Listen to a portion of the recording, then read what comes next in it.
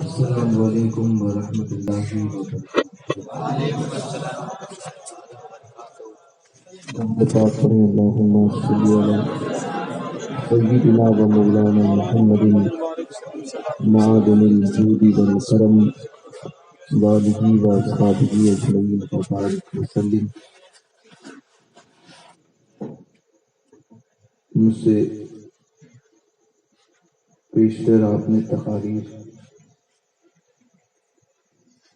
اور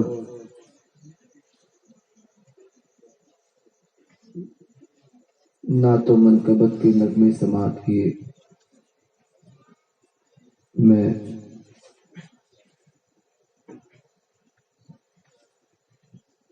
چند وقت کے لیے، چند لمحوں کے لیے سمجھ لیجیے حاضر آیا ہوں۔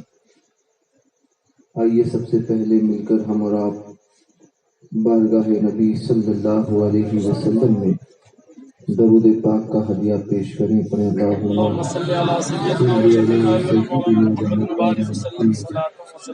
عافیت الابدان وشفائها وطب القلوب ودوائها ونور الابصار وضیاءها وآلہ واصحابہ اجمعین وبارک وسلم۔ نعت پاک کے چند اشعار میرے ساتھ مل کر پڑھیں۔ صلی اللہ علیہ یا رسول اللہ وسلم علیہ یا حبیب اللہ۔ تیری سرکار میں لاتا ہے رضا تو شفیع، جو میرا غوث ہے اب لائے گا بیٹا تیرا۔ صلی اللہ علیہ یا رسول اللہ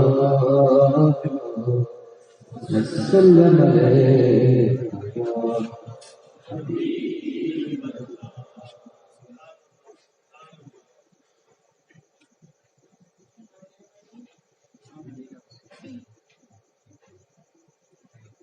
غوث اعظم رضی اللہ تبارک و تعالیٰ عنہ کا مبارک مہینہ شروع ہوگا، اسی نسبت سے منقبت کے چند اشعار سبحان اللہ پہلے نعت پاک کے چند اشعار پڑھتا ہوں۔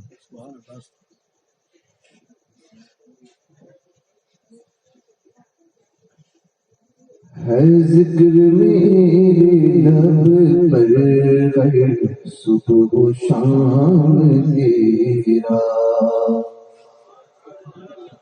ہے ذکر میرے لب پر ہر صبح و شام تیرا، ہے ذکر میرے لب پر ہر صبح و شام تیرا، ہے ذکر میرے لب پر ہر صبح و شام تیرا، ہے ذکر میرے لب پر ہر صبح و شام تیرا۔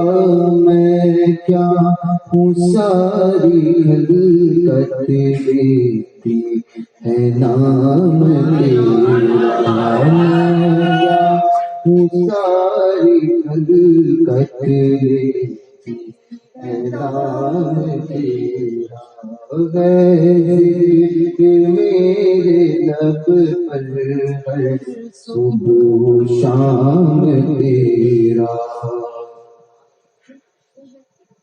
ہر چیز کا تو ناظر اور ہر مقام حاضر، ہر چیز کا تو ناظر اور ہر مقام حاضر، ہر چیز کا تو ناظر اور ہر مقام حاضر، ظاہر میں ہے اگرچہ طیبہ مقام تیرا ظاہر میں ہے اگرچہ تیرا مقام تیرا.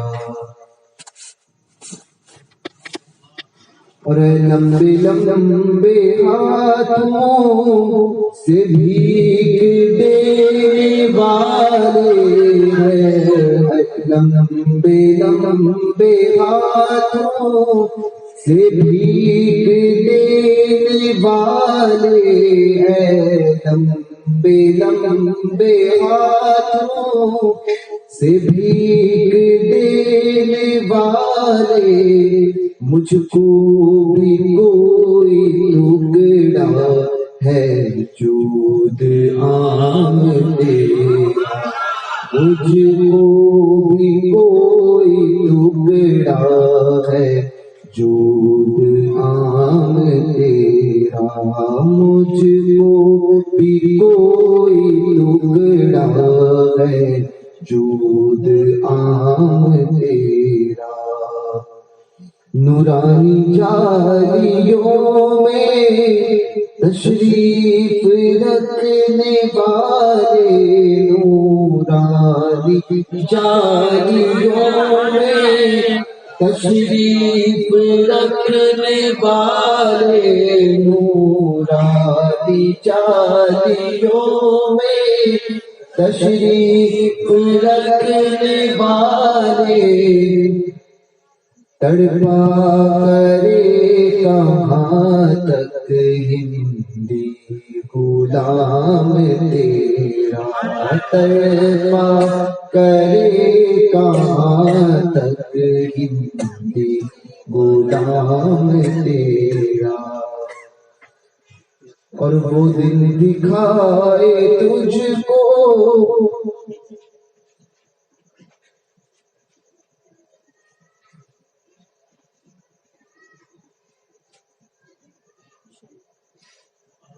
اے کاش کیا خوب وہ بہت جو آ کر صبا یہ کہہ دے.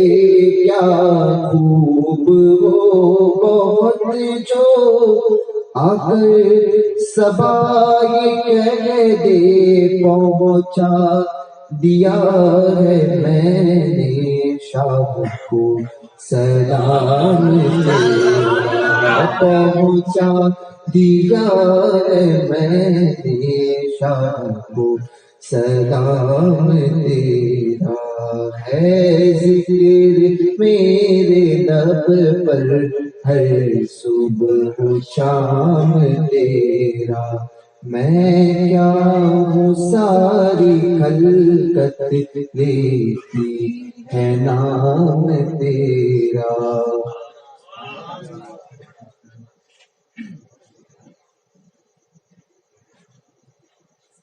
کیا خوب وہ بہت جو آ کر صبا یہ کہہ دے.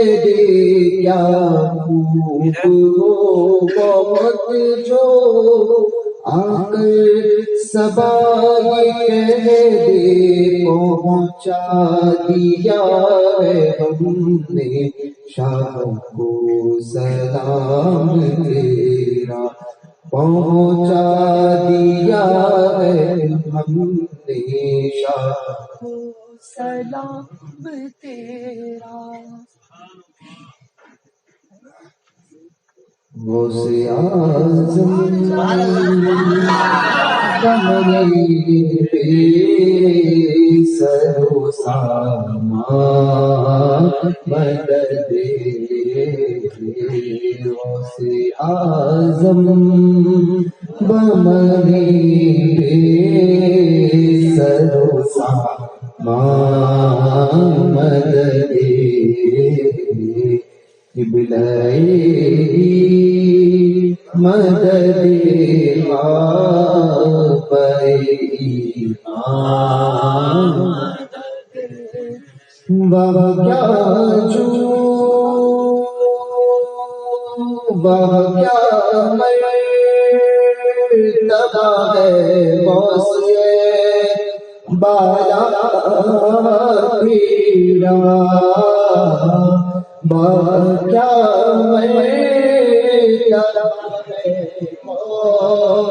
سیے بالا تیرا اونچے اونچوں کے سروں سے قدم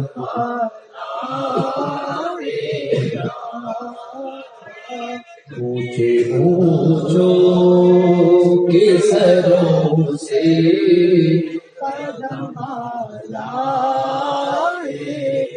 سر بھلا کیا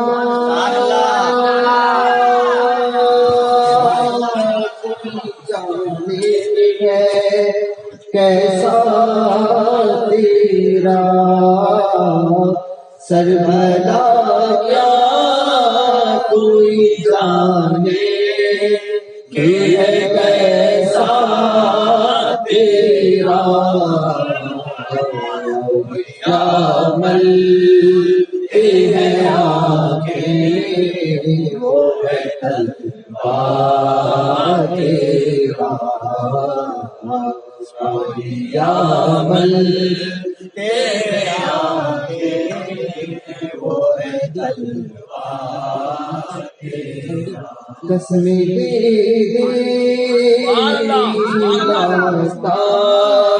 ہے دلاسا ہے تجھے قسمیں دے کے کھلاتا ہے پلاتا ہے تجھے پیارا اللہ تیرا جان تیرا جان تیرا پیارا اللہ تیرا جان دیوالا تیرا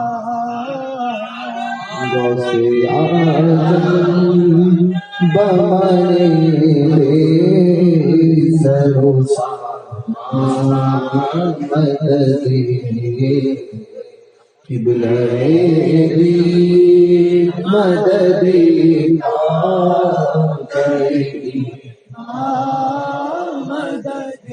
مجھ کو رسوا بھی اگر کوئی کہے گا تو یوں ہی مجھ کو رسوا بھی اگر کوئی کہے گا تو یوں ہی کہ مہینہ وہ رضا بندہ رسوا تیرا کہ مہینہ وہ رضا بندہ رسوا تیرا غوث اعظم بمانے بے سرو مدد قبلہ بھی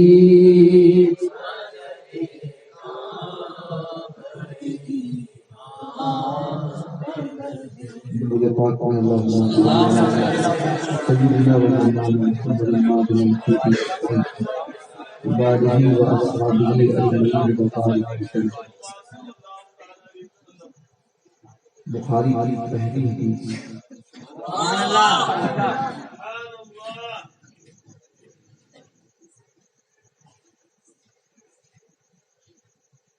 کہ عمل کا دار و مدار نیت پر ہے۔ اگر انسان کی نیت بری ہو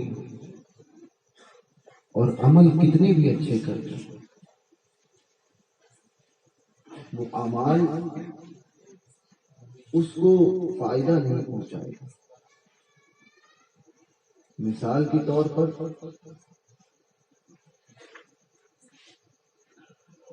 ہم صدقات اور خیرات اس لیے کریں کہ لوگ ہمیں سخی جانیں، اور لوگ ہی ہم سے ہمارے تعلق سے یہ کہے کہ یہ بڑا سخی ہے، لوگوں میں یہ مشہور ہو کہ یہ بہت سخاوت کرتا ہے۔ اس لیے اگر ہم صدقات کرتے ہیں دنیا کی نظر میں تو ہم سخی کہلا لیں گے، مگر عمل نیت ہی ہم نے یہ کی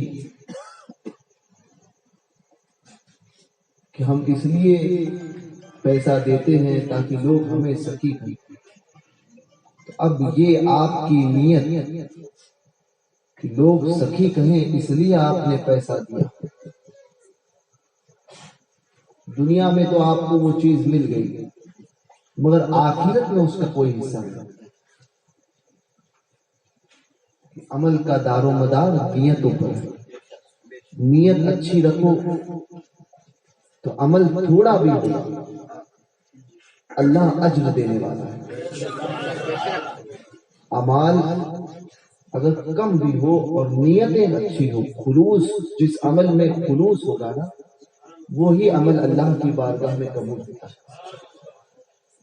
ورنہ انسان زندگی بھر ایک انسان اگر نیت کے معاملات کے تعلق سے، بزرگوں نے فرمایا کہ ایک انسان بہت صدقہ دیتا ہے، بہت خرچ کرتا ہے، اس کے پاس اس کو اللہ تعالیٰ نے نوازا، اللہ نے اس کو نوازا اور اس نے خوب خرچ کیا اچھے کام میں۔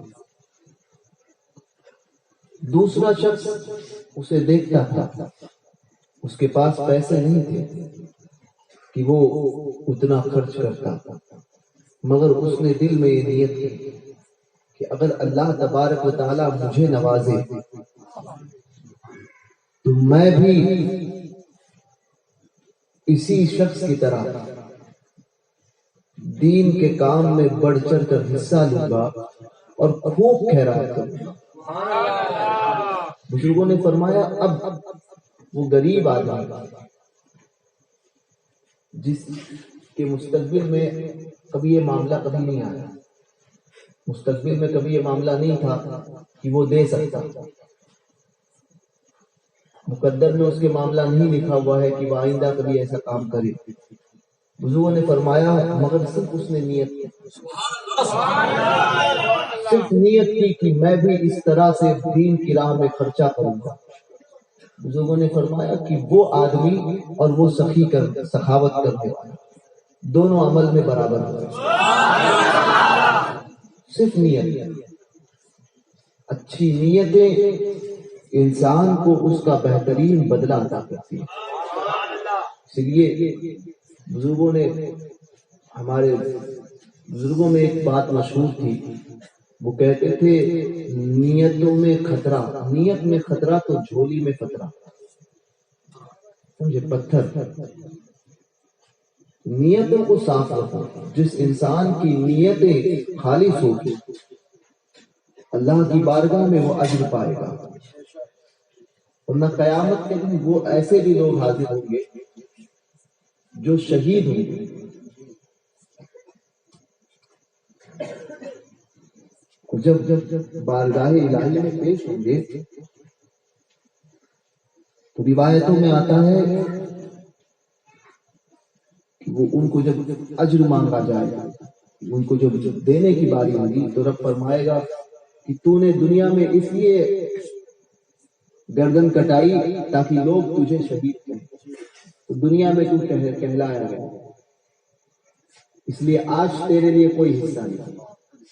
دنیا میں تو جنگ میں اس لیے داخل ہوا، شامل ہوا تاکہ لوگ تجھے غازی کریں، دنیا میں تو کہلایا گیا، آج تیرے لیے کوئی حصہ نہیں۔ دنیا میں تو یہ چاہتا تھا کہ لوگ تجھے سخی کہیں، تو نے سخاوت اس لیے کی کہ دنیا میں لوگ تجھے سخی کہیں، تو دنیا میں تو کہلایا گیا، آج تیرے لیے کوئی حصہ نہیں۔ دنیا میں اسی طرح سے اگر اسی چیزوں کو دیکھا جائے تو نمازوں کا معاملہ بھی وہی، نمازیں پڑھو رب کی رضا کے خاطر، کسی کو دکھانے کے لیے اگر کوئی بھی عمل کرو گے تو وہ عمل تمہارا منہ پہ مار دیا جائے گا. اپنے اعمال کو اچھے اعمال اس لیے کرو تاکہ اللہ اس کے رسول کی بارگاہ میں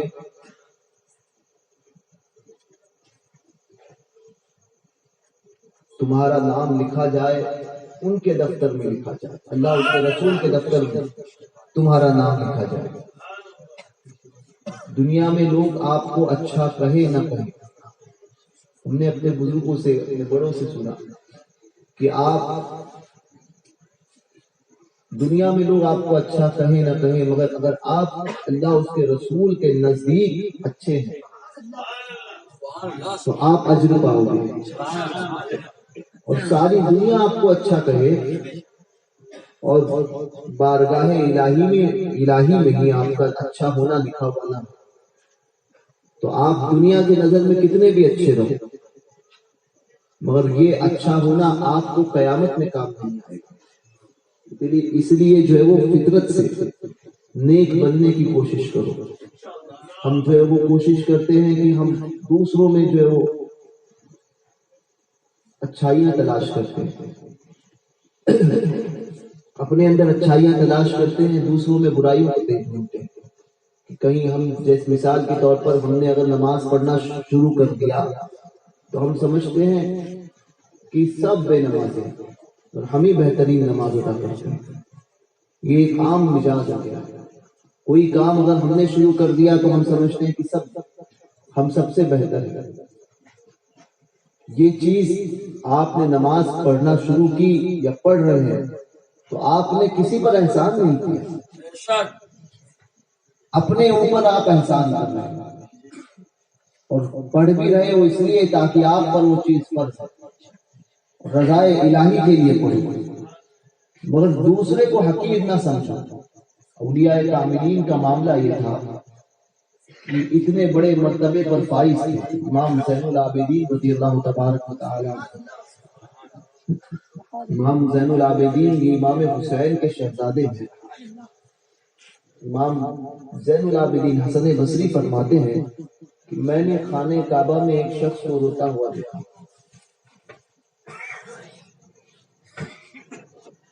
دعا کر رہا تھا کہ اے اللہ میں بہت گنہگار ہوں، تو مجھے معاف کر دے.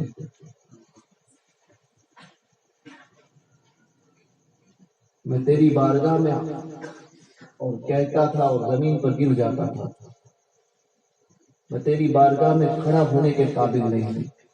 اے اللہ اگر تو نے میری پکڑ فرما دی تو میں کل قیامت میں کیا منہ دکھاؤں گا؟ میرا کون ہوگا کل قیامت میں جہاں پر مجھے بخشش کا پروانہ مل جائے؟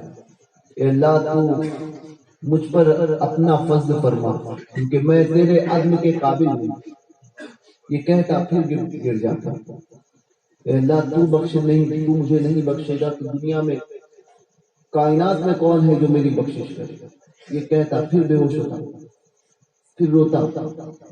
حسن بصری یہ آواز سن رہے تھے بار بار. یہ آوازیں جب ٹکراتی تھی حسن بصری کے کان میں، حسن بصری نے سوچنے لگے کہ کتنا شاید بندہ بہت گنہگار ہے اور اپنے گناہوں سے نادم ہو کر رب کی بارگاہ میں توبہ کر رہا ہے اور بے ہوش ہو رہا ہے. چلو جاؤ میں بھی اس کے لیے دعا کر دوں. اٹھ کر حسن بصری، یہ حضرت مولا کائنات کے مرید اور خلیفہ حسن بصری اور سیدہ ام سلمہ ام المومنین رضی اللہ تعالی عنہا کا دودھ نوش فرمایا.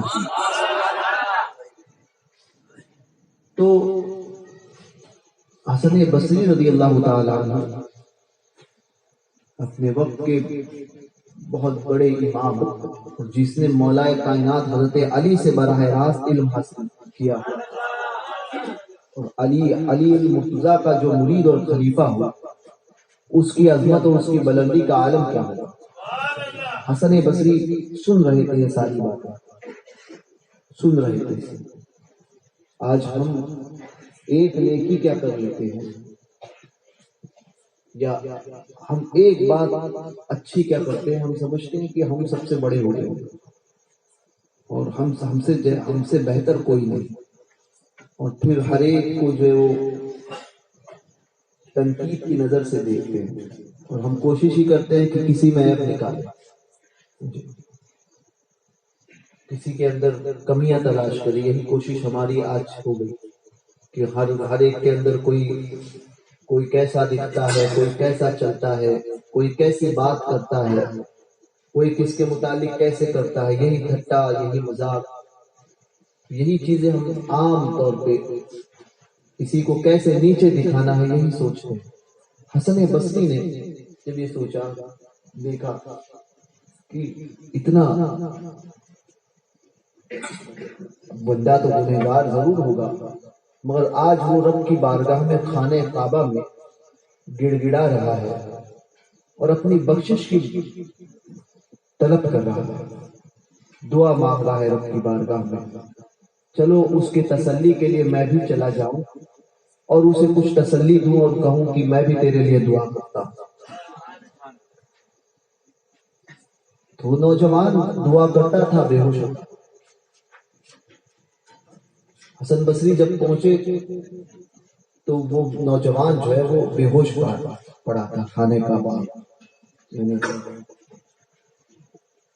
تو بے ہوش پڑا تھا، تو چہرے پر جو ہے وہ زلفیں تھی، بال چہرے پر تھے۔ تو حسن بصری نے کہا کہ دیکھ لوں آخر یہ نوجوان ہے کون جو اپنے گناہوں سے اتنا زیادہ نادم ہے اور رب کی بارگاہ میں اس طرح سے توبہ کر رہا ہے۔ میں بھی کہہ دوں گا میں بھی تیرے لیے دعا کرتا ہوں، چل رب کی بارگاہ میں دونوں مل کے دعا کرتے ہیں۔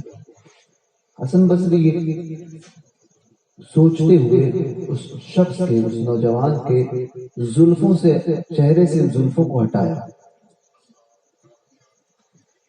دیکھا حسن بصری نے چیخ ماری اور فوراً قدموں میں گر گئے اور کہا حضور آپ؟ کوئی عام نوجوان یا کوئی گنہگار نہیں تھا، وہ تھا کہ جس کے اشارے ابرو سے قیامت کے دن نہ جانے اللہ تبارک و تعالی کتنے بے حسابوں کو جو ہے وہ جنت عطا کرے گا، جہنم سے نکالے گا۔ وہ امام حسین کا بیٹا امام زین العابدین تھا۔ یہ کہہ رہا جو یہ منصب دیکھو کتنا اونچا منصب ہے، کتنی اونچے درجے پر پائی، اور عزیزی اور انکساری رب کی بارگاہ، اس کا عالم یہ ہے کہ رب کی بارگاہ میں اپنے کو گنہگار پیش کر رہے ہیں، کہ جس کے ایک اشارے سے نہ جانے اللہ تبارک و تعالیٰ کتنوں کی بے حساب بغیر حساب و کتاب بخشش فرمائے گا۔ حضور کا جو براہ راست نواسا ہوا یہ اس کا عالم ہے۔ امام حسن بصری فرماتے ہیں میں قدموں میں گر گیا اور عرض کرنے لگا شہزادے یا ابن رسول اللہ، اے رسول اللہ کے بیٹے آپ ہیں؟ حضور اگر آپ رب کی بارگاہ میں مقبول نہیں تو دنیا میں کون ہے جو مقبول ہو؟ آپ رسول اللہ کے بیٹے ہیں اور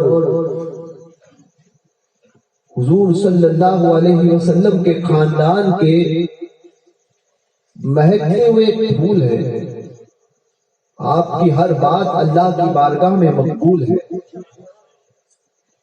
اور آپ یہ کہتے ہیں۔ امام زین العابدین فرماتے ہیں اے حسن بصری مجھے خوف آتا ہے کہ رب کی بارگاہ میں کیا منہ لے کر جاؤں، دنیا تو اپنے اعمال لے کر پہنچے اور میں صرف نہ سکتا، میں اس بات سے ڈرتا ہوں۔ تو یہ حال ہے سرکاروں کا، ہم نے دراصل آخرت کو بھلا دیا ہے، ہم بھول گئے ہیں کہ رب کی بارگاہ میں ہمیں پیش ہونا ہے، لوگ کسی کا حق مارتے ہیں، کسی کے ساتھ کوئی برا سلوک کرتے ہیں، کسی کے تعلق سے برائیاں کرتے ہیں، کسی کے متعلق جھوٹ باتیں پیش کرتے ہیں،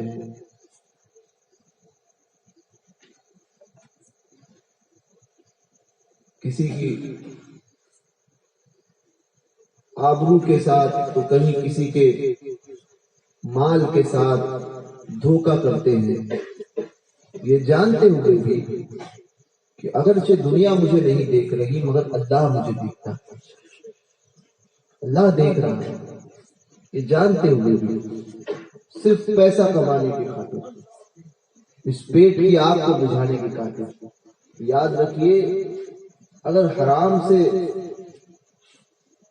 سے پیٹ کو بھرنا ہے تو آپ نے حرام سے پیٹ کو تو نہیں بھرا، پیٹ تو بھر لیا، ساتھ ہی ساتھ آپ نے جہنم کی آگ جو اپنے پیٹ میں رکھی، جہنم کی آگ۔ اس سے تو بہتر تھا کہ آپ کسی سے سوال کر کے کھاتے مگر حلال کا کھاتے، اس حرام کھانے سے بہتر ہے، اس سے بہتر ہے کسی سے سوال کر کے کھاؤ مگر کھاؤ تو حلال کا کھاؤ۔ اس پیٹ کی آگ کو بجھانے کے خاطر انسان یہ نہیں دیکھتا کہ آخرت میں اس کا کیا، رب کی بارگاہ میں اس کو پیش ہونا ہے اور اس کا کیا بنے گا۔ یہ پیٹ کی خاطر سب کچھ جو ہے وہ بھول جاتا ہے اور یہ کہتا ہے کہ نہیں آج حالات کے معاملات ہیں، ہمیں اپنا پیٹ چلانا ہے، نہیں اگر جھوٹ نہیں بولیں گے تو کمائیں گے کیسے، جھوٹ نہیں بولیں گے تو لوگوں سے پیسہ کیسے ایٹھیں گے، تو ہر چیز میں جھوٹ کا سہارا لیتے ہو۔ تو یاد رکھنا، دنیا سے بچ سکتے ہو، دنیا سے چھپا سکتے ہو، دنیا سے بھاگ سکتے ہو، رب کی بارگاہ میں حاضر ضرور ہونا ہے۔ حضرت خالد بن ولید رضی اللہ تبارک و تعالی عنہ سے پوچھا گیا کہ حضور، کسی نے پوچھا حضور میں کون سا عمل کروں کہ مستجاب الدعوات ہو جاؤں۔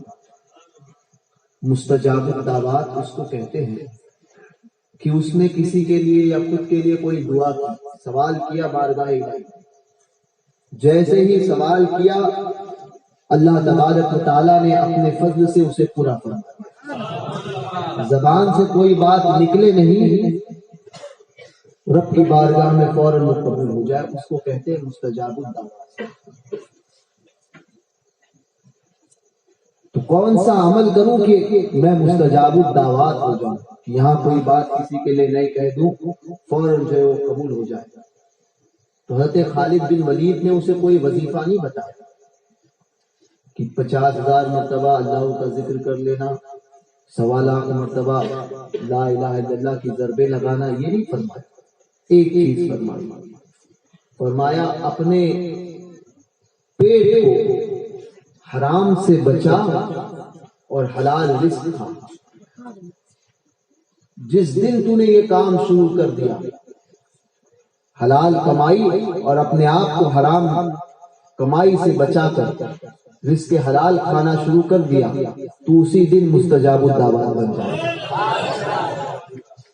مستجاب الدعوات بن جائے گا۔ تو اس لیے رزق حلال کھاؤ، رزق حلال کماؤ، لوگوں کے ساتھ میں اچھا سلوک کرو، اس لیے کہ رب کی بارگاہ میں تمہیں ہم سب کو حاضر ضرور ہونا ہے۔ آخرت کو اپنے نگاہوں کے سامنے رکھنا، ہم جو بھی کرتے ہیں کسی سے جھوٹ یہاں تو بول سکتے ہیں، کسی سے یہاں تو بچ سکتے ہیں، رب کی بارگاہ میں ضرور حاضر ہونا ہے، اس بات کو ہمیشہ یاد رکھنا ہے۔ اور اس دن آپ کا اور ہمارا کوئی عذر کام نہیں آئے گا، کوئی ایکسکیوز کام نہیں آئے گا کہ ایسا ہوگا، ویسا تھا ویسا تھا ویسا تھا، نہ، اس دن سب کچھ پیش کیا جائے گا اس رب کی بارگاہ میں۔ اس لیے آج وقت ہے، وقت رہتے سنبھل جاؤ، زندگی مختصر، سب سے اہم چیز جو پیغام ہے وہ اپنے عقیدے کی حفاظت کرو۔ کسی بد مذہب کے ساتھ میں لوگ جو ہے نا سبزی بھی بازار سے دیکھ کر لیتے، 10 روپے کا نوٹ ہوتا ہے نا تو بھی وہ چیک کرتے ہیں کہ وہ اصلی ہے یا نقلی ہے. دنیا کے لیے آپ اتنی فکر کرتے ہو، بات محبت رسول کی آتی ہے تو انہیں بد مذہبوں کے ساتھ میں رشتہ کرنے کے تعلق سے آپ نہیں دیکھتے کہ یہ حضور کا وفادار ہے یا غدار ہے. 5 روپے کی چیز بھی آپ جو ہے وہ ٹھوک بجا کر لیتے ہیں کہ یہ صحیح ہے یا غلط ہے. رسول جب رشتہ داری کی بات آتی ہے، حضور کی محبت کی بات آتی ہے، تب آپ یہ فیصلہ نہیں کرتے کہ یہ حضور کا وفادار ہے یا غدار ہے. دیوبندی وہابیوں کو اپنی مساجد سے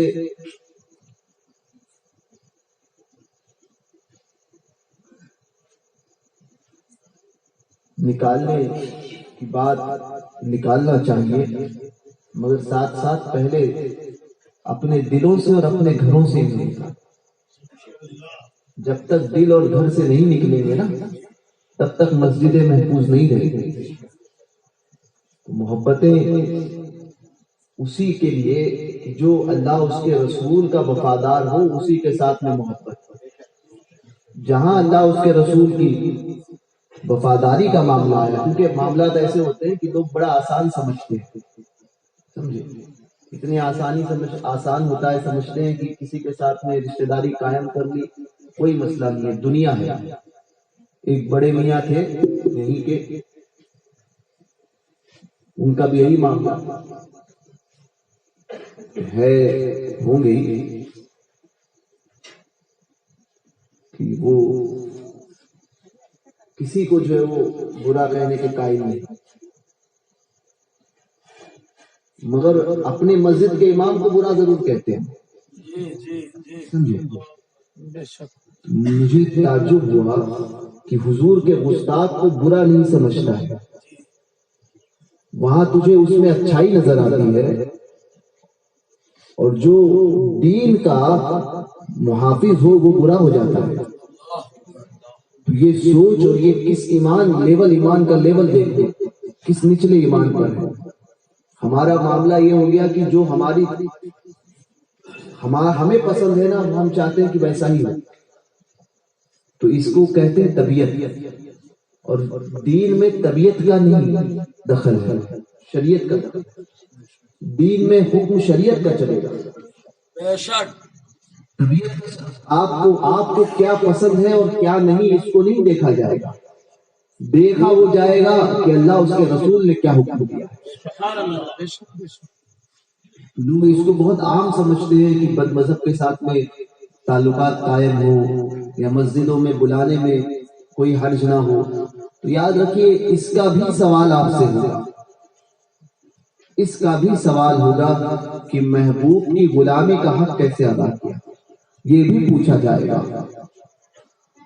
حضور کے دشمنوں کے تعلق سے کیا تیرا عقیدہ تھا، ان کے تعلق سے تو کیا سوچتا تھا، یہ بھی پوچھا جائے گا.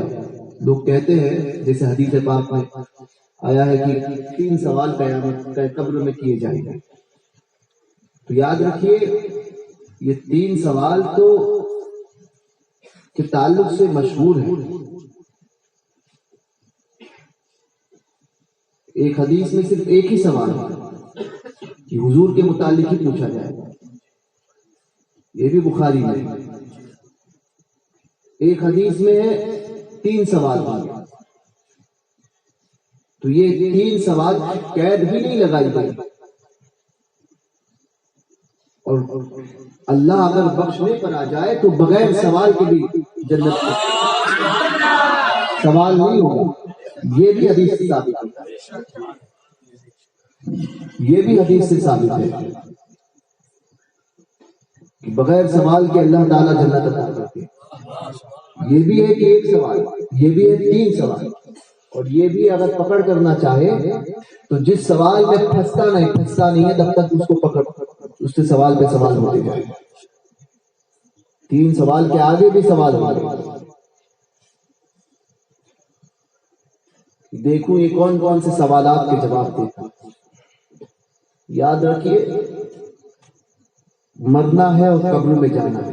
اس وقت آپ کے یہ رشتہ داریاں اور آپ کے یہ دوست احباب یہ کوئی کام نہیں آئے گا. کام آئے گا آپ کا عقیدہ، وہ اعمال جو عقیدے کے مہر کے ساتھ میں قبر میں گئے ہیں وہی کام آئے گا. اس کے علاوہ کوئی چیز کام نہیں آئے گی. تو لہذا اپنی آخرت کو خراب نہ کریں بد مذہبوں سے رشتہ داریاں کر کے. بہت آسان سمجھتے ہیں لوگ کہ مسلمان ہو گئے، مسلمان ہونا بہت آسان ہے. نہیں نہیں، یہ اتنا آسان نہیں ہے. کلمہ پڑھ لیا، اب اس پر ثابت قدم رہنا بہت مشکل ہے.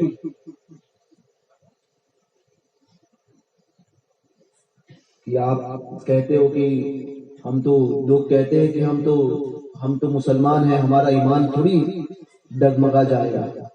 میں کہتا ہوں یہ اتنا آسان نہیں ہے. اگر ایسا ہوتا تو وقت کے بڑے بڑے محدثین بہکتے نہیں.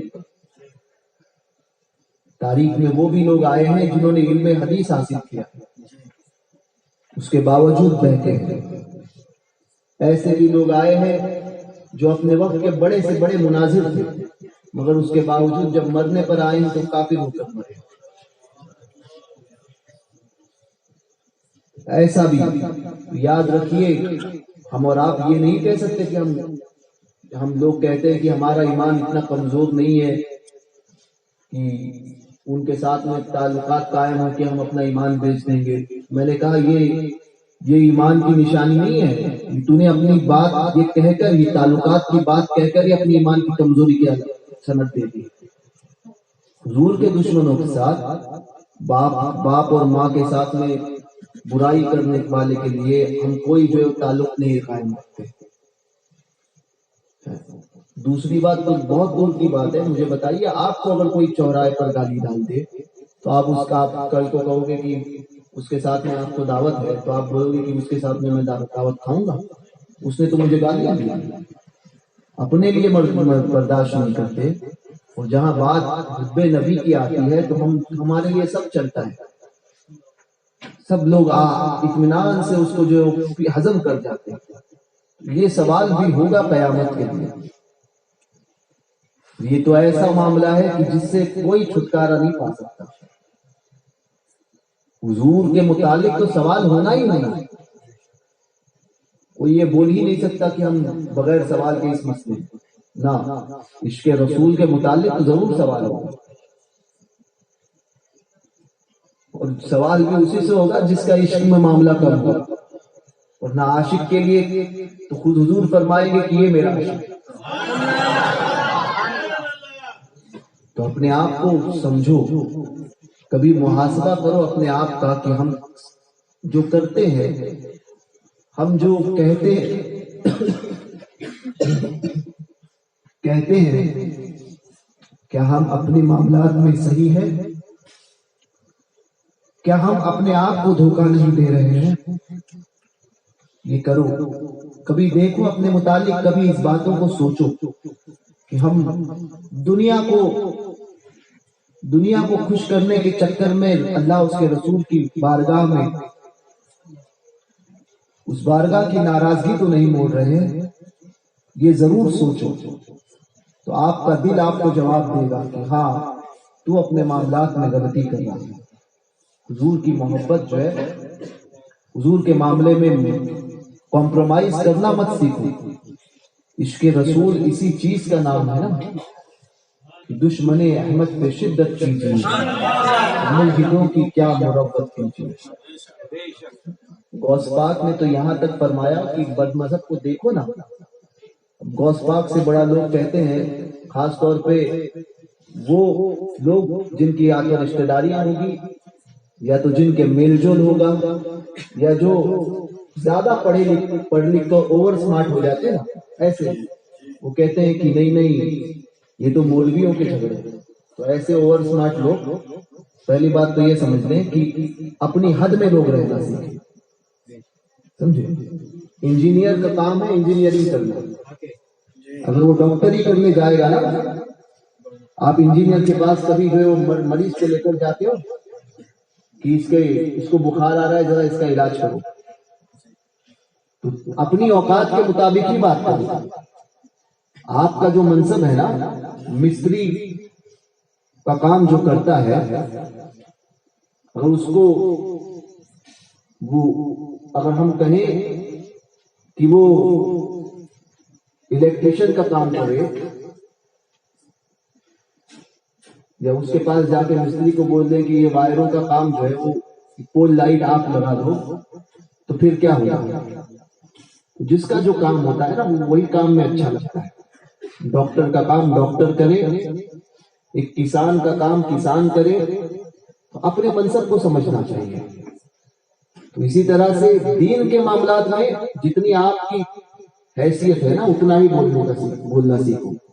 دین کے معاملات میں فیصلہ کرنے والے آپ اور ہم نہیں ہیں. یہ حکم شریعت کا حکم ہے، اور یہ بات جو ہے نا اپنی طرف سے نہ کہا کرے. دیکھیں کہ شریعت کیا حکم دیتی ہے اور علماء اہل سنت اس مسئلے میں کیا کہتے ہیں. کیونکہ جب دوائی کی بات آتی ہے تو ہم ڈاکٹر ہی سے مشورہ کرتے ہیں، تو دین کی بات جب آئے گی تو عالم ہی سے مشورہ کیا جائے، اسی کی بات کو جو مانا جائے گا. تو لوگ کہتے ہیں کہ علماء کے جھگڑے ہیں یا یہ ہے معاملات ہے، تو یاد رکھو غوث پاک سے بڑا کوئی عالم نہیں ہے اس دور میں. غوث پاک اپنے وقت کے بہت بڑے ولی کامل کا نام ہے. غوث پاک ایک بہت بڑے عالم دین کا نام ہے، وہ حضور غوث پاک رضی اللہ تبارک و تعالیٰ. غوث پاک فرماتے ہیں بد مذہب کو جو آتا ہوا دیکھو تو اپنا راستہ بدل دو، کاٹ دو. غوث پاک کا فرمان ہے، کوئی مولوی صاحب کا نہیں ہے کہ جس کو اٹھا کر آپ کہہ دیں. اور اب لوگ اتنے بھی آگے نہیں بڑھ گئے کہ وہ حضور غوث پاک سے زیادہ سمجھنے لگ جائے. تو غوث پاک فرماتے ہیں اپنا راستہ کاٹ دو. یہاں تو کھانا پینا ہوتا ہے، سمجھے، ساجھے داری ہوتی ہے. اگر آگے سے ایک ہم لگا دیتے ہیں بورڈ کی، وہابیوں کی نہ امامت قبول ہے نہ قیادت قبول ہے. یہ دروازے پہ بورڈ تو لگا دیتے ہیں، مگر وہی لگانے والا پیچھے کا دروازہ کھول دیتا ہے. یہاں سے تو بورڈ لگا ہوا ہے، پیچھے سے آ جائے گا. یہ حال نہیں ہوتا ہے، سمجھے. چور دروازے سب نے کھول کے رکھے. تو سرکار غوث پاک رضی اللہ تبارک و تعالیٰ فرماتے کھانا پینا اور بیٹھنا اٹھنا، شادی بیاہ، رشتہ داریاں، تعلقات قائم کرنا تو بہت دور کی بات ہے. غوث پاک فرماتے ہیں کہ بد مذہب آتا ہوا دیکھو تو اپنا راستہ کاٹ دو. تو یہ تھا کہ بات نہ کرتے، بغیر سلام کیے چلے جاتے. راستہ کاٹنے کے لیے کیوں کہا غوث پاک نے؟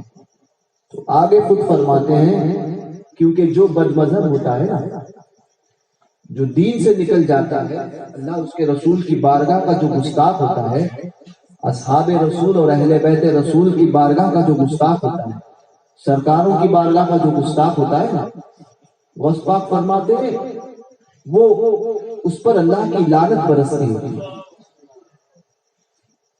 اور اگر وہ تمہارے قریب سے چلا گیا یا تم اس کے قریب سے چلے گئے تو اس پہ جو لعنت کا نزول ہو رہا ہے نا اس کے چھینٹے تم پر نہ آئے. اس لیے غوث پاک فرماتے اس کے قریب سے مت جاؤ، راستہ پلٹ دو. اور یہاں پر تو شادیاں ہو رہی ہے، اس کے ساتھ میں روٹیاں توڑ کے کھاتے اور کہتے نہیں ہمارا ایمان بہت مضبوط ہے. میں نے کہا اپنے منہ کو بند رکھ، تیری جو حیثیت ہے وہی بات کیا، سمجھے. گھر پہ جھاڑو مارنے والا پرائم منسٹر بن جائے، سمجھے، چائے بیچنے والا پرائم منسٹر بن جائے تو کیا حال ہوتا ہے یہ دنیا نے دیکھ لیا ہے. تو اپنی اوقات کے حساب سے ہی کام کرنا چاہیے انسان کو.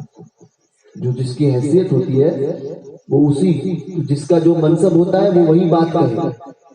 زیادہ بات وہ چائے کے چسکے لے کر جو ہے وہ شریعت کے متعلق جو فیصلے تم اور ہم نہیں کریں. نکڑ پر بیٹھ کر لوگ چائے کی چسکیاں لیتے ہیں، کچھ کام نہیں ہوتا ہے نا تو پھر بعد میں یہ بولتے ہیں فلاں مولانا کو یہ بولنا نہیں چاہیے تھا، فلاں مولانا کو وہ بولنا نہیں چاہیے تھا. ایسا ہوتا تھوڑی ہے، یہی چسکیاں لے کے یہی باتیں ہوتی ہیں. میں نے کہا کہ اس کو نہیں، ان کو نہیں بولنا چاہیے تھا، تو ہوتا کون ہے یہ بات کہنے والا؟ تجھے علم کتنا ہے؟ میں نے کہا تجھے پوچھا جائے کہ الف با تا سا جو ہے وہ تجوید کی رعایت کے ساتھ پڑھ تو تو پڑھ پائے گا؟ تو بولے نہیں پڑھنے نہیں آتا ہے. تو میں نے جب نہیں آتا ہے نا تو آگے کی باتیں نہیں کروں گا. جو کے جی کا بچہ ہوتا ہے نا وہ 15ویں کی بات نہیں کرے گا, سمجھے؟ کے جی کا بچہ کے جی کی بات اچھی لگتی ہے اس کو, نرسری کی بات اچھی لگتی ہے, 15ویں کا پیپر دینے کی اور پیپر کی بات نہ کرے گا. تو وہی حیثیت, اپنی حیثیت کو سمجھے. جو بات علماء کی ہے نا وہ علماء تک ہی رہنے, اور اسی کو قبول کرنے میں عافیت ہے, اسی کو قبول کرنے میں عافیت ہے. یہ ہوتا یہ ہے کہ ہمیں آتا نہیں, کچھ نہیں آتا جاتا, کچھ نہیں پوچھا جائے گا کہ نماز کے اندر سنتیں کتنی ہے, نماز کی سنتیں کیا ہے, تو اس میں سے کوئی بتا نہیں پائے گا. 5 وقت کی نماز پڑھنے والا, اس سے پوچھا جائے سجدہ سہو کب واجب ہوتا ہے تو وہ جواب نہیں دے گا. اس کو پوچھیں گے تو پہلے تو یہ پوچھے گا سجدہ سہو ہوتا کیا ہے, تو اس کو یہ پتہ نہیں ہوتا ہے. تو وہ تبصرہ کرتا ہے دین کے معاملے میں. تو دین کے معاملے میں دین یہ کوئی حلوائی کی دکان پہ ملنے والا حلوا نہیں کہ بات لے لیا اور کھا لیا اور بول دیا. دین کے معاملے میں تبصرہ کرنے سے پہلے اتنا علم رکھو کہ آپ اپنے حساب سے بات کر سکو, اپنی حیثیت سے بات کرنا سیکھو. بچوں جو اگر ہوتا ہے نا, جو بچہ 8 سال کا 5 سال کا بچہ ہے, وہ اگر 25 سال کی یا 30 سال یا 35 سال کی عمر والے کی بات کرے نا, تو گھر کا آدمی, بڑا آدمی اس کو ایک چپٹ لگاتا ہے, کہتا ہے کہ اپنی اوقات سے اپنے حساب سے بات کیا. کیوں؟ کیونکہ وہ بات اس کے منہ پر سوٹ نہیں کرتی, کیونکہ اس کی عمر 5 سال کی ہے تو وہ اپنے حساب سے بات کرے, ہے نا. اور اگر وہی بات وہ 5 سال کا بچہ اگر کہیں باہر جا کر کوئی بڑوں کے بیچ میں بول دے تو لوگ بازو والے پڑوسی کہیں گے کہ اس کو سکھاؤ, اس لیے کیونکہ یہ اس کے اوپر ابھی یہ 5 سال کی عمر میں اتنا بول رہا ہے, اگرچہ وہ بات کچھ بھی کرے. لیکن لوگ کہتے ہیں, گھر والے کہتے ہیں کہ یہ 5 سال میں اتنا فارورڈ ہو گیا, اتنا بولتا ہے, آگے جا کے کیا کرے گا.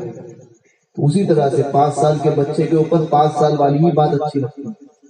تو اسی طرح سے جس نے جو علم حاصل کیا ہے وہ اپنے علم کے مطابق ہی بات کرے. آگے کی ایسا نہیں ہونا چاہیے, ویسا نہیں ہونا چاہیے. تو میں نے کہا تو خود پہلے عالم بن جاتا نا, تو عالم بنا تو نہیں اور پھر تفسیریں کرتا ہے علماء کے معاملات میں. تو عالم بنا تو نہیں, تفسیریں کرتا ہے دین کے معاملات میں. تو پہلے عالم بنتا نا. تو نے کمائے زندگی بھر خوب پیسے اور آج جب بات کر رہا ہے دین کے معاملے میں, تو ان باتوں سے بچو. ہم میں اور آپ میں کئی لوگ ایسے ہوں گے جو اس بات پہ بہت تبصرہ کرتے ہیں. سنیے, بات بھی وہی اچھی لگتی ہے جس کے پاس جس چیز کا علم ہوتا ہے. انجینئر کی بات کرے گا تو اچھا لگے گا, ڈاکٹر ڈاکٹری کی بات کرتا ہے تو اچھا لگے گا, کسان کسانی کی بات کرے تو اچھا لگتا ہے, گھر بنانے والا مستری اسی متعلق بات کرے تب وہ سمجھ میں آتی ہے. تو عالم کی بات تو عالم ہی کو کرتے ہو. تو دین کے معاملے میں اتنی بات سمجھو. ہمارے لیے کافی ہے کہ ہمارے بزرگوں نے کہہ دیا, ہمارے علماء نے کہہ دیا, اس کو ایسے ایکسپٹ کرنا. ایک بزرگ سے کسی نے پوچھا تھا کہ ایک شخص سے کسی نے پوچھا کہ صلاۃ السلام کھڑے رہ کر کیوں پڑھنا چاہیے.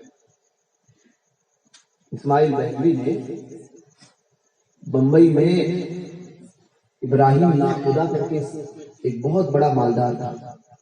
جب وہ وہاں پر پہنچا تھا بمبئی میں, تو اس نے جا کر تب اس کے کفری عقائد کے متعلق اتنی شہرت نہیں تھی چونکہ بہت معزز گھرانے سے تعلق رکھتا تھا اسماعیل بہلوی.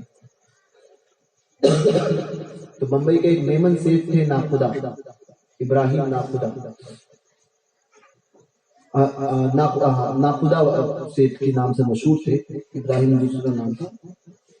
تو ان کے گھر پہ قیام تھا اور اس کے کفریہ معاملات پتہ نہیں تھے. تو جمعہ کی نماز میں انہوں نے, جو وہاں کے جامع مسجد کے بمبئی جامع مسجد کے جو امام تھے حضرت ابراہیم باقزا رحمۃ اللہ تعالی, انہوں نے خطبے میں اپنے انگوٹھے کو چوما اور صلاۃ والسلام کھڑے ہو کر پڑھا. تو جب واپسی ہوئی، اسماعیل دہلوی جمعہ میں پہنچا ہوا تھا، واپسی ہوئی تو اسماعیل دہلوی نے ناخدا سیٹھ سے کہا کہ سارے معاملات تو آپ کی مسجد میں صحیح رہے، مگر یہ انگوٹھی چومنے کا مسئلہ اور یہ صلاۃ والسلام کھڑے ہو کر پڑھنے کا مسئلہ میرے سمجھ میں نہیں آیا. رات کو دعوت تھی. حضرت ابراہیم باقزا رحمۃ اللہ تعالی علیہ عرب کے شیوخ میں سے تھے، بہت بڑے عالم دین بھی تھے، اور اس وقت بمبئی کی سرزمین پر آج سے 100-150 سال پہلے جتنے امام ہوتے تھے نا، وہ اکثر عرب کے ہوتے تھے. یہ بمبئی کی تاریخ رہی ہے. عرب کے سرزمین کے آئے ہوئے امام علماء ہی بمبئی میں امامت کیے ہوئے. تو بمبئی کی مینارہ مسجد ہو، اسماعیل حبیب مسجد ہو، زکریا مسجد ہو، یا بمبئی کی جامع مسجد ہو، یا حمیدیہ مسجد ہو، جتنی بمبئی کی بڑی مساجد ہیں ساؤتھ ممبئی کی، ان سب میں اکثر علماء نے جو امامت کی ہے وہ سب کے سب جو ہے وہ عرب کے ہیں. تو حضرت ابراہیم باقزا جامع مسجد کے پہلے، بعد میں دیوبندیوں کے قبضے میں آئی وہ مسجد، جامع مسجد کے پہلے امام. اب رات میں جب دعوت ہوئی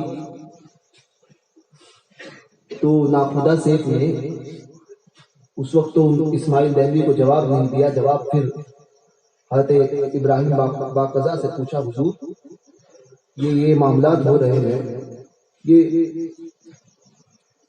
انگوٹھے جو ہے وہ چومنے کا کیا مسئلہ ہے، اور یہ کھڑے رہ کر صلاۃ والسلام پڑھا گیا، اس کا کیا معاملہ ہے؟ تو حضرت ابراہیم باقزا چونکہ عالم دین تھے اور بہت پہنچے ہوئے آتے تھے، سمجھ گئے.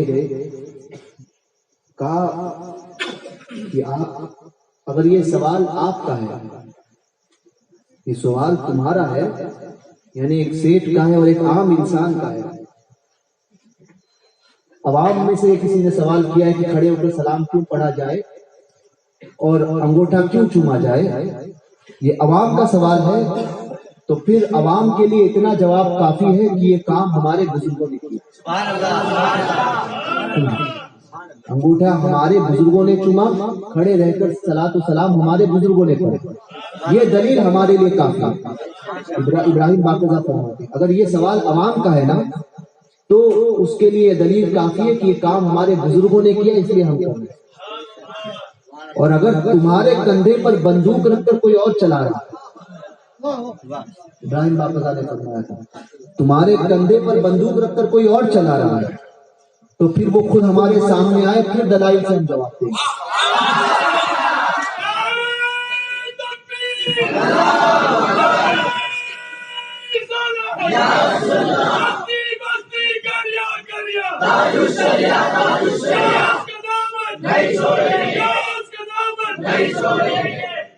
تو عوام کے لیے اتنا ہی کافی ہے کہ کوئی کام کوئی پوچھے کہ آپ صلاۃ فاتحہ کیوں دیتے ہو، قبر پہ اذان کیوں دیتے ہو، 40واں کیوں کرتے ہو، تیجا کیوں کرتے ہو، صلاۃ السلام کھڑے ہو کر کیوں پڑھتے ہو، انگوٹھا کیوں چومتے ہو، مسجدوں سے کسی کو کیوں نکالتے ہو. تو اس کے لیے دلیل اتنی ہے عوام کے لیے، یہ کام ہمارے بزرگوں نے کیا، یہ کام ہمارے بزرگوں نے کیا اور اس کام کرنے کا حکم دیا، ہم نے اپنے بزرگوں کو دیکھا، اس لیے ہم یہ کام کرتے ہیں. مزید دلائل دینے کی ضرورت نہیں ہے کہ یہ اس لیے فلاں کتاب میں عوام اس کتابوں کی طرف نہ جائے، صرف یہ کافی ہے کہ ہمارے بزرگوں نے یہ کام کیا. مزید اگر کوئی بڑا آ جائے نا تو پھر لے کے آنے کا، بولے اگر تیرے کو اتنا جواب چاہیے تو ہمارے علماء کے پاس چلے. جواب دینے کا کام علماء کا ہے، خود نہ الجھے، جواب دینے کے لیے علماء کے پاس لے کر آئے. تو یہ چیزیں سمجھیں کہ ہمیں ہمارے لیول کیا ہے اور ہماری ذمہ داریاں کیا ہیں. ہمارے لیے سنی ہونے کے لیے ہمارے لیے دلیل کافی ہے کہ ہمارے باپ دادا سنی تھے، ہمیں اور دلیل کی ضرورت نہیں ہے، اپنے آپ کو ثابت کرنے کی ضرورت نہیں ہے. ہمارے بزرگوں نے کہا، ہمارے سرکاروں نے کہا، جن علماء کو ہم نے دیکھا، جن بزرگوں کو ہم نے دیکھا، انہوں نے کہا کہ سنیت پر قائم رہنا، یہ دلیل ہمارے لیے کافی ہے۔ جب ایک بات کر دو گے نا تو دوسرا سوال پوچھنے کے لیے کوئی آئے گا نہیں آپ سے۔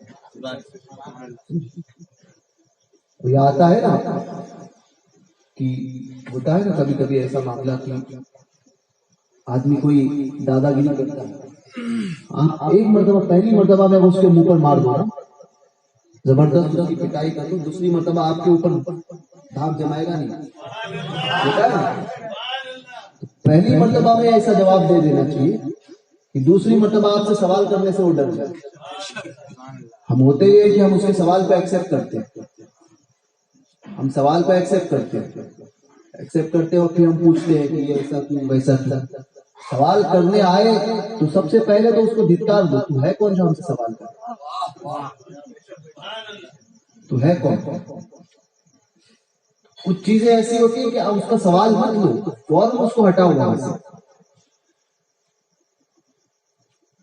یہی معاملہ دین کے اندر کوشش کرو کہ ہمارے لیے سنی ہونے کے لیے کافی یہ ہے کہ ہمارے سرکاروں کا جب سے ہم نے آنکھ کھولی تب سے ہماری ماں نے غوث پاک کا نام لینا سکھایا، ہمارے باپ نے غوث پاک کی فاتحہ بتائی، نیاز کھلائی۔ ہمارے لیے یہی کافی ہے کہ ہمارے باپ دادا یہ کرتے ہوئے آئے۔ دلائل کو نہیں پوچھنا کہ یہ دلیل کیا ہے، اس کی دلیل کیا ہے، اس کی دلیل کیا ہے۔ ہم کہتے ہیں نا اعلیٰ حضرت نے فرمایا ہم عشق کے بندے ہیں، کیوں بات بڑھائیں گے۔ دلیلوں کو مانگنے نہیں جانا، اگر کوئی آئے دلیل مانگنے کے لیے تو اس سے کہنا کہ علماء کے پاس چلے جا، دیکھو دلیل چاہیے علماء کے پاس چلے جا۔ باقی ہمارے لیے سنی ہونے کے لیے ہمارے لیے اتنا کافی ہے کہ جن بزرگوں کی ہم فاتحہ پڑھتے ہیں، جن مزارات پہ جاتے ہیں، وہ سب سنی تھے، بس ہمارے لیے اتنا کافی ہے سنی ہونے کے لیے کہ وہ سب سنی تھے، وہ اہل سنت و جماعت سے تھے، ہے نا؟ یہ وہ اس لیے جب وہ سنی تھے تو ہم سنی ہیں۔ مزید ہمارے لیے کوئی دلیل کی ضرورت نہیں، ہمارے لیے سب سے بڑی دلیل وہ بزرگان دین ہے۔ ہمارے دادا پردادا سب سنی تھے، اس لیے ہم سنی ہیں، بس یہی دلیل دے کر خاموش کرنا، اس کو بولا آئندہ سے ہم کو چھیڑنے مت آنا، آئندہ آپ کو کبھی چھیڑے گا نہیں۔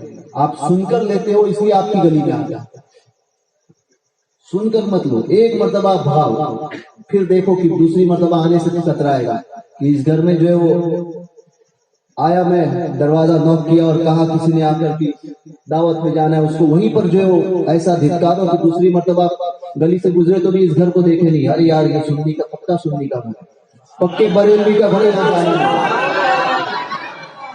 پکے بریلوی کا گھر یہاں جانا ہی نہیں۔ ایک مرتبہ ایسا دھتکارو، دوسری مرتبہ کبھی نہیں آئے گا آپ کی طرف، گزرے گا بھی نہیں آپ کی طرف سے۔ ہمارے یہاں ہوتا ہے نہیں السلام علیکم تو ہاں آؤ نا چائے پی کے جاؤ، تو چائے پینے میں ہی سارے معاملات خراب ہوتے ہیں، چائے پینے میں وہ پلپلا بن جاتا ہے۔ یہ پلپلے پن کو چھوڑو، مضبوط سنی بن کر رہو، مضبوط سنی جسے بریلوی سنی کہتے ہیں، ایسے سنی بن کر رہو، اپنے عقیدے کی حفاظت کرو، اپنے اعمال میں بدلاؤ لاؤ، اچھے عمل کرو، نمازوں کی پابندی، مساجد میں جو مساجد کو آباد کرنے کی کوشش کرو، اور عقیدے اہل سنت کو اختیار کرو، علماء اہل سنت سے محبت، اپنے سرکاروں سے محبت، دین کے معاملے میں جو ہمارے بزرگوں نے فرما دیا اسی پر عمل کرو، اپنی عقل کے گھوڑے اس کے دین کے معاملے میں مت دوڑاؤ، جو حکم شرع ہو اس پر عمل کرنے کی کوشش کرو۔ اللہ تبارک و تعالیٰ کہنے سننے سے زیادہ ہمیں عمل کی توفیق عطا فرمائے۔ دوران گفتگو اگر کوئی غلطی ہوئی ہو تو میں توبہ کرتا ہوں، استغفر اللہ ربی من کل ذنب واتوب الیہ، لا الہ الا اللہ محمد رسول اللہ صلی اللہ علیہ وسلم۔ السلام علیکم ورحمۃ اللہ وبرکاتہ۔